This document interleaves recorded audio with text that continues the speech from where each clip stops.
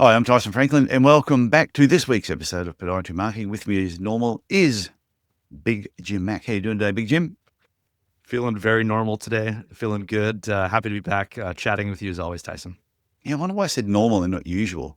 It's all good. I don't know, that was weird. Even after I said it, I went, that was a little bit odd. But anyway, normal Jim, how you doing? No, things are good. As you can see, I'm in a remote location.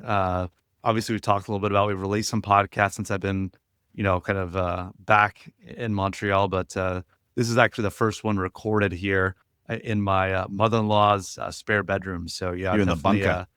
Yeah, I'm in the bunker, trying to avoid any noise from the kids, my mother-in-law, my wife. So hopefully we can get through today without any major technical or audio difficulties. Undisclosed location.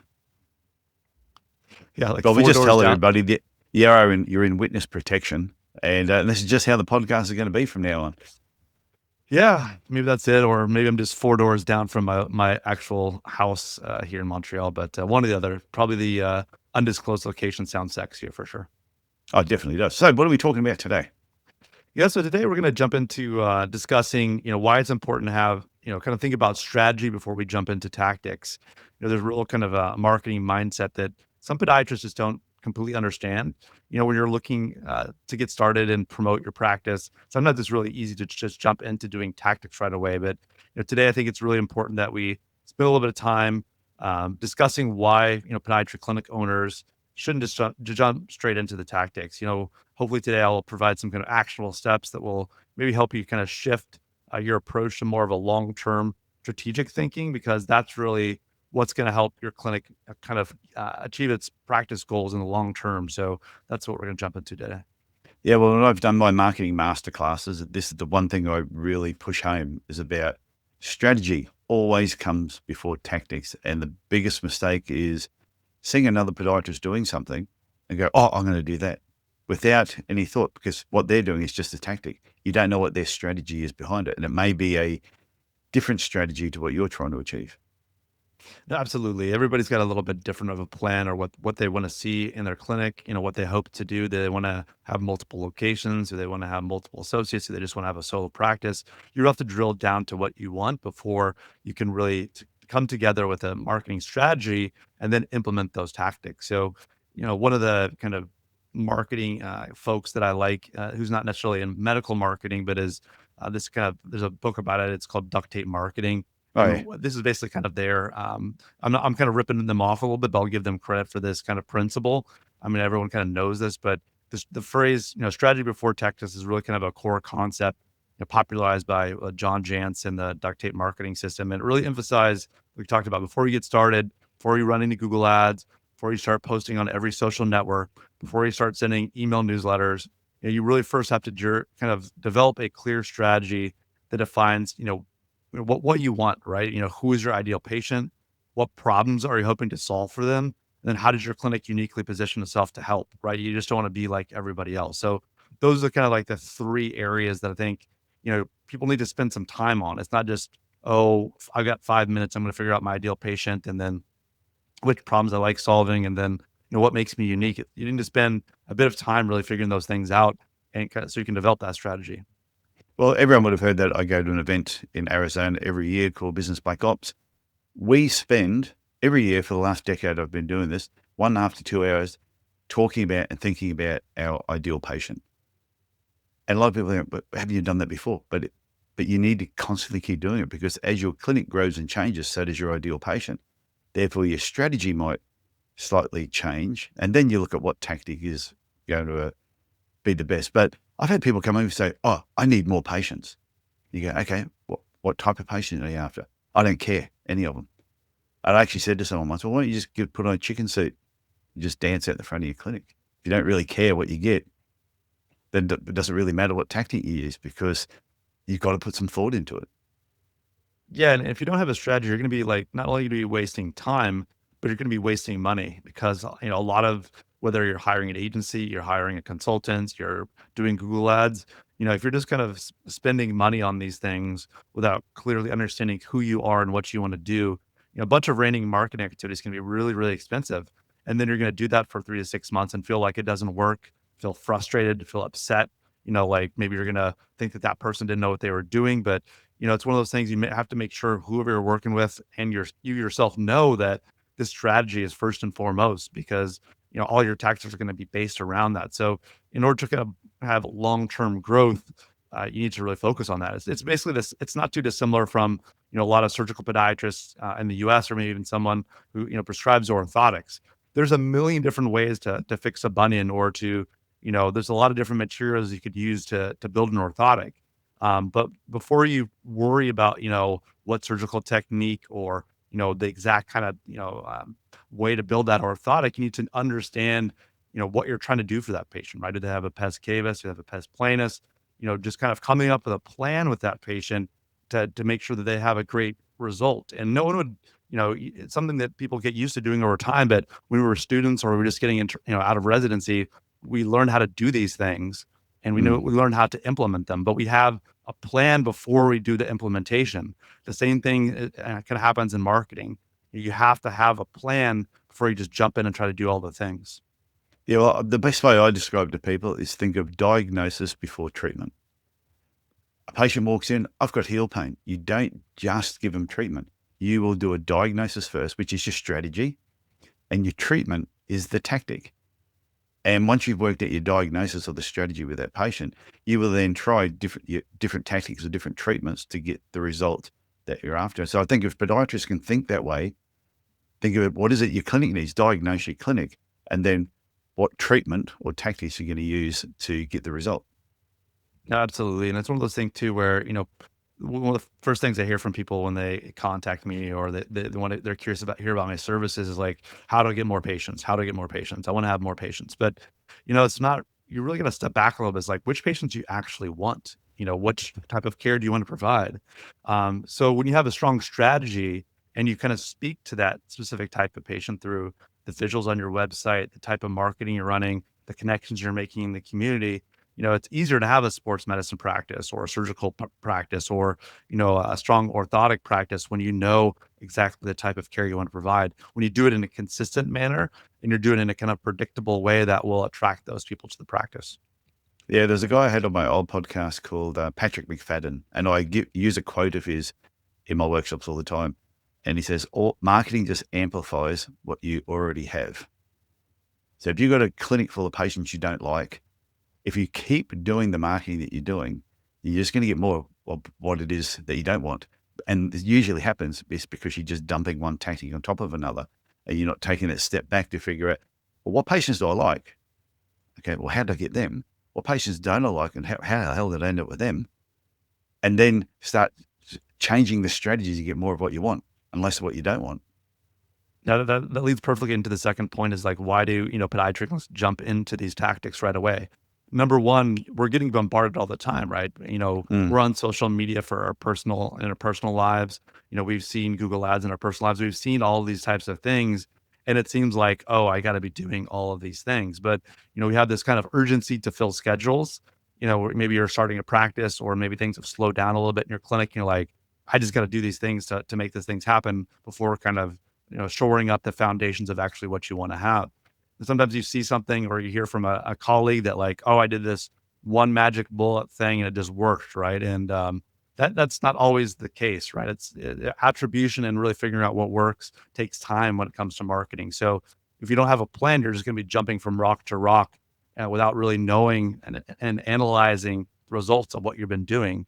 Also, like sometimes people confuse staying busy with marketing activity as far as something that's actually effective.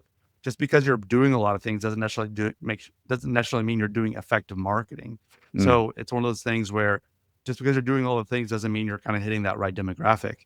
And then, like you said, like sometimes you hear so-and-so is doing Google ads or so-and-so is doing something, and you're just trying to basically kind of mimic, or you think they're successful, so you're trying to do something similar. But if you don't have those goals and objectives in place with a solid strategy and foundation, you're never going to know for sure. Maybe they're wasting a ton of money on ads. I see that all the time.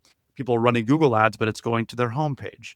That's, it's not going to a very specific page. We've talked about this in the past, but I love doing these areas we serve pages where it's like someone from a local town goes, they click on a link and they actually learn about the podiatrist, how far are they away from that town? Are they in the same town they are? It's much more relevant.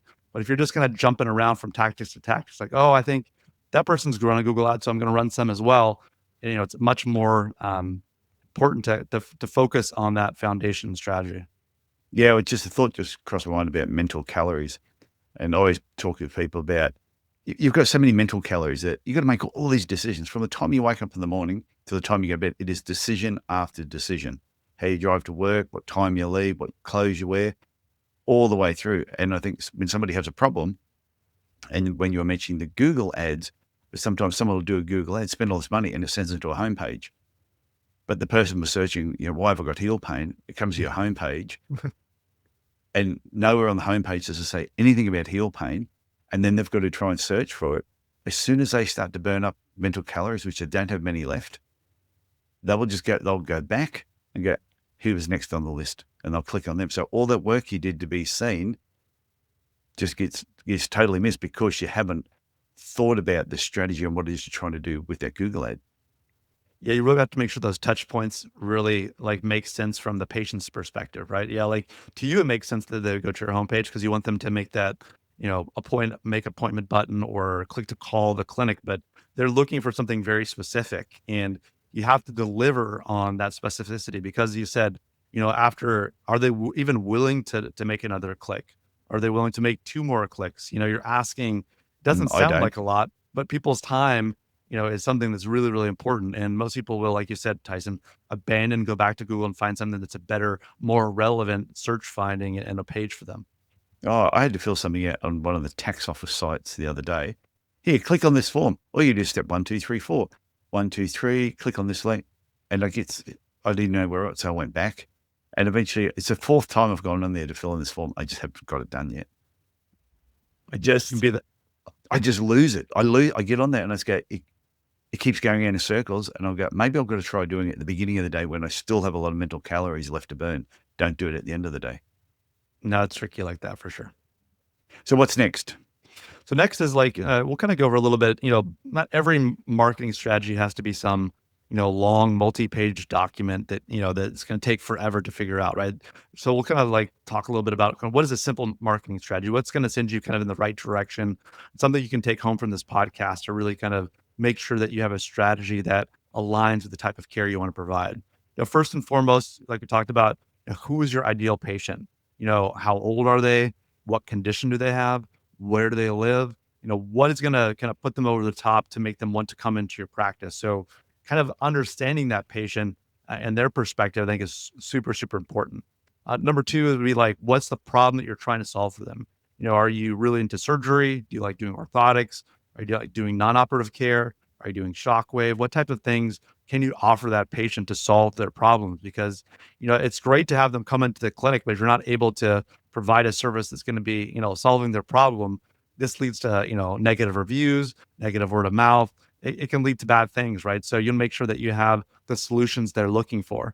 Also, why should they choose you over someone else? What about your website or the way you market yourself or the way you position yourself in your local market makes you different? And try to figure out, is that, are you a runner that does sports medicine now? Are you, what is the way you can kind of separate yourselves from others in your local community? And, what does that journey of the patient look like? How do they go from, I have foot pain, to booking with your clinic, right? So like we talked about with that landing page, if they click on a Google ad, what were they actually searching for when they found you? What did they find when they clicked on that? Did they go to a relevant web page on your website that answered a part of their question or gave them some information or resources, or told them about how you basically attack different problems, how do you solve certain problems, so that they feel compelled to make that appointment button, push that appointment button. So those are kind of things that I think, you got to stop and think about, but it's just, it doesn't, your kind of overall, a general strategy doesn't have to be overly complex. It just has to be, based on the patient's needs and what you can provide for them.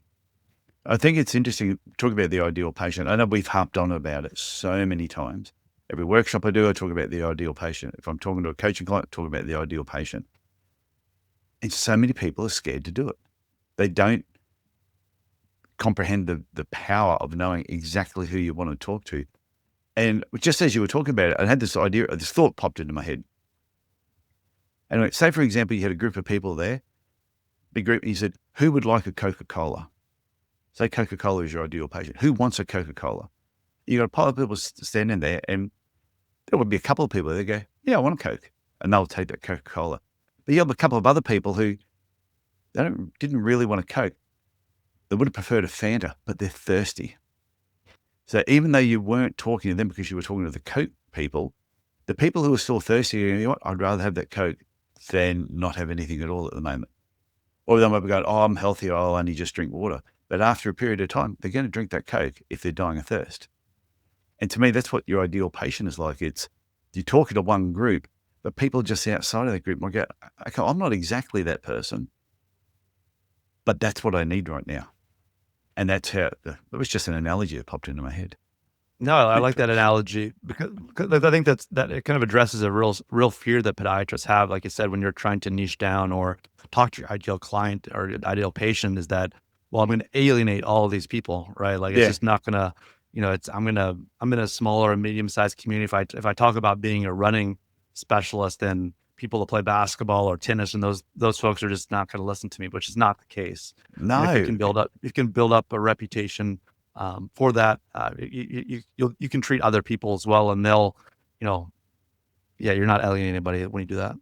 But we used to do a lot of marketing. A lot of our marketing was all towards heel pain. And I'd have a patient that come in that had shin splints. I'd ask me, how'd you find out? I saw your ad on TV. Never done an ad on TV about shin splints. It was about heel pain. But when they see that you treat heel pain, that might have been our ideal patient. People just outside of that, the Fanta drinkers who had shin splints, they go, okay, well, I don't have heel pain. However, if these guys can fix heel pain, more than likely they can probably fix shin splints as well. And that's why they come in. And that's where I think with some people, they blast the message out where, oh, we do heel pain, shin pain, knee pain, orthotics, kids problems, veteran affair. And they blurt out all these different problems. And the person sitting there with shin pain, it just goes over their head because it's so beige. It didn't actually talk to anybody, so it misses everybody. No, exactly. You have to be specific about what you want and what you don't want. And I forgot to mention, and we also do routine foot care. We treat marathon runs, but we also clip your toenails. To me, that is a confusing message to certain groups of people. Not saying there's anything wrong with clipping toenails. No, there's nothing wrong with it. But like you said, if you don't own the message and kind of develop your kind of expertise in an area, then you're just you're going to appeal to nobody. So what's the next point? Yeah. So the next point is, so what happens when you lead with tactics, right? So, oh yeah, tell me. So number one, you're going to have inconsistency, right? With your branding and your messaging. If you haven't developed your brand, what do you talk about? Who are you talking to? Like we just talked about in this last point, right? If you're saying you clip toenails and you're also the sports medicine doctor, you're going to have people confused. The consistency is going to breed confusion and they're not going to trust you. You're going to have waste money. You're going to have ineffective campaigns because you're just kind of you're not really sure. You saw this other clinic that did this one type of campaign. You think it worked. So you have to, before you can kind of jump into those tactics, know that you'll be wasting money if you're just kind of doing all the things. Also, it's difficult to track success and kind of analyze what's working and what's not working. If you're just kind of jumping around from different tactics, you're not really sure. Is there enough of a market for sports medicine if you just kind of, you're changing who you are or, you're kind of changing your message all the time. Also, you're going to burn out, right? You're going to feel like this doesn't work. You're going to feel, frustrated when you're not getting results and you don't know why. So those are some of the things that really, let's say, for example, like clinics are investing in pricey Instagram, tactics. But if you're kind of making messages that don't really appeal to anybody, and those people are actually searching on Google, you're kind of you're just not really kind of keeping your tactics, grounded in the foundation of your strategy. So you really want to make sure that the strategy is down tight before you start wasting money, get burnt out, and just have difficulty tracking stuff.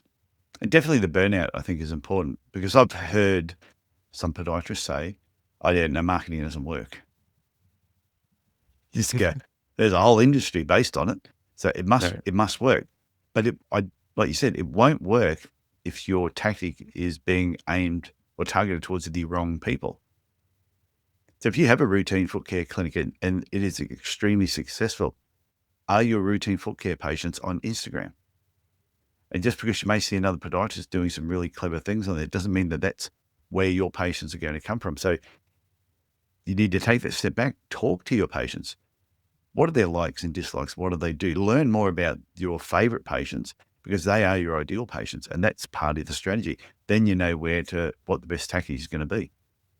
Absolutely. You have to know your patients. And this is kind of leads into the last point of tonight. I'd say that, you got to really start thinking strategically. And here's a couple practical takeaways to do that. Say number one is to, like I said, list out those three ideal patient types or those high value conditions.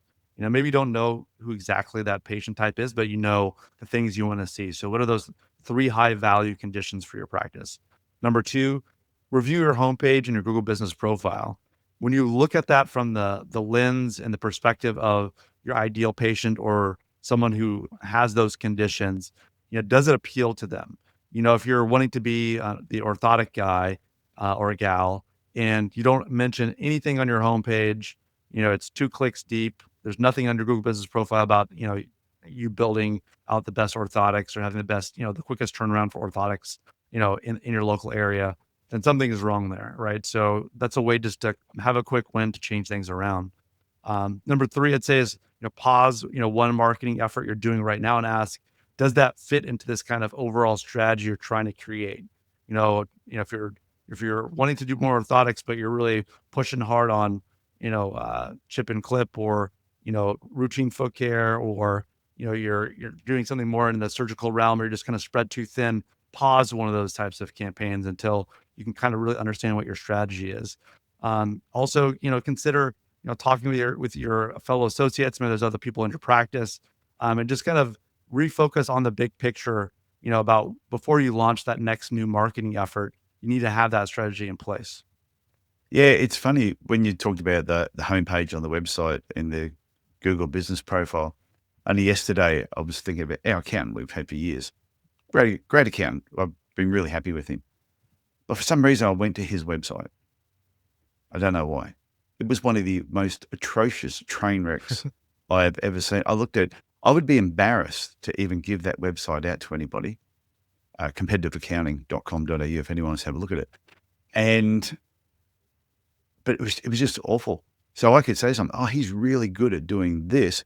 If they had gone to his website and had a look, they would look at his website and just go, oh, Tyson, I don't know what you were smoking today, but this is not the place I want to go to. So I think your homepage, your business profile is really, it's got to align with who you want more of. And if you're getting referrals from other people for specific conditions, your website's got to screen that. No, absolutely. And I'd say like the key takeaway today is really that, tactics without strategies is nothing but noise. It's not Mm. going to connect to anybody. You're kind of wasting your time and your money when you don't have a clear strategy as far as what you're trying to do. So, when guided by strategy, your marketing is going to become more predictable in a positive way, more purposeful and more profitable. So, I really encourage the folks that own in their own practice or kind of in, or have it, dabble in marketing for their maybe a larger practice to take 15 minutes today and really map out your ideal patient and maybe that primary service. It's that real first step you need to do in order to really kind of improve your clinic's marketing. So, this is something that I do as a service for people as well. I work with clinics, number one, just to develop a strategy. I kind of call it an online X-ray, where I spend time developing a strategy in concert with either one podiatrist or a group of podiatrists. So definitely something I'm happy to help you with. If you just want some free advice, Tyson and I are always here to do that as well. So this doesn't have to be like a hard sell, but know that you're not alone. A lot of people just jump into marketing without truly understanding what the purpose of it is. But now is a better time than ever to kind of step back a little bit, understand who you are, what you want to treat, and how you can move forward with solid marketing that's going to really speak to that and help you be seen as that local expert. Yeah, well, the final thing I just want to say on this particular subject is when you know your strategy, then when a tactic is presented to you, you know whether it's a good deal or not a good deal. And a perfect example I just want to finish on was I knew what my clinic was all about. We targeted active patients, weekend warriors, those type of patients. And I remember a lady from the radio station walked into my clinic and said, "Tyson, I've got this amazing proposal for you that I think is going to be fantastic for your patients." I said, "That's great." I had a look through it. And she goes, "It is awesome." I said, "Well, just, price is good. Yeah, it's all good." I said, "But by the way, this thing you've put together for me, who is my ideal patient? Who is it that I treat?" She went, "Well, of course you treat old people and you cut their toenails and take hard skin off their feet." And I went, "Well, no, it's not actually. 80% of my clinic is sports, biomechanics, orthotics. That's what we do." And she turned and said, "Oh, this proposal would be perfect for them." And I said to her, "You need to leave. You need to go away and just think about that, because how could it possibly be a great deal for both those groups of patients?" And so we didn't sign a contract that day. So when you know who your ideal patient is, when you know the strategy behind it and what you want to do, as soon as a tactic is put in front of you, you can say yay or nay to it and just move on very quickly. Absolutely. Okay, Big Jim, got anything else to wrap up, or are you done? No, I'm all good. That was a good way to wrap it up. Great topic. I love strategy and tactics. I look forward to talking to you next week. Sounds great, Tyson. Okay, see ya. Bye now.